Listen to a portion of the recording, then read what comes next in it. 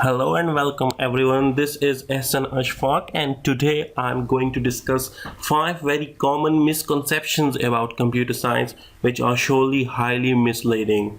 So let's start. Okay, the first one. Well, it's a common misconception about computer science is that computer science is boring.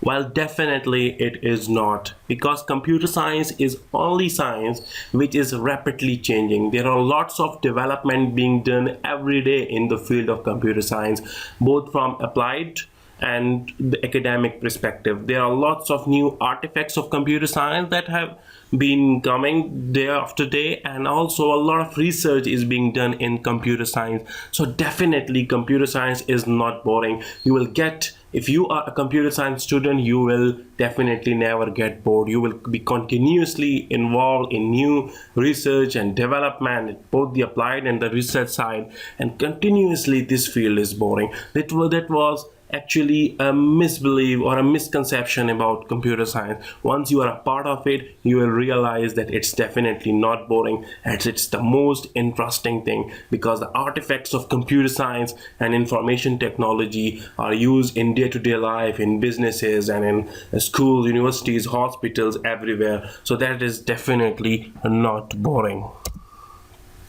While the second misconception about computer science is it's all about programming languages, and in order to be successful in computer science, you will have to be an expert of programming language. While that is definitely not the case. 80% of the computer science student, after completing their computer science studies, they just don't do programming. They become business analysts, they become problem solver, they understand the problem, they give solutions to the problem, and they just give that coding part or that coding responsibility to some dedicated person. Now let me give you an example of a computer science researcher.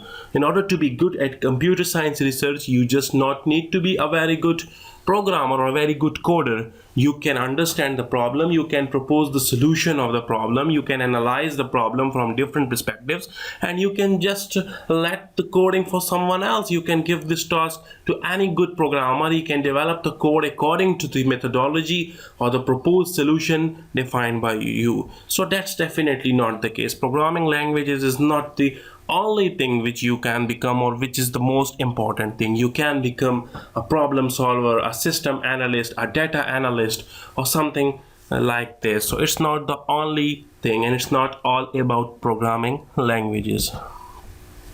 The next thing which is misleading is that mathematics is the most important preliminary. That's definitely not.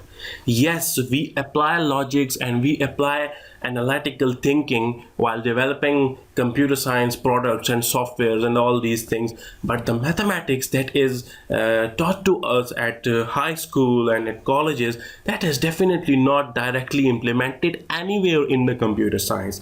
Yes, we apply the logics, we apply the analytics. If you are good at applying logics and solving analytical problem, then definitely mathematics is your field. So that traditional mathematics, that is not applied anywhere. Yes, we study discrete structure, discrete mathematics, numerical problem solving techniques and tricks in computer science, but the traditional mathematics is not applied anywhere. So yeah, if you are not good at solving analytical problems and applying logics, then that is not your field. But if you are good at that, go ahead.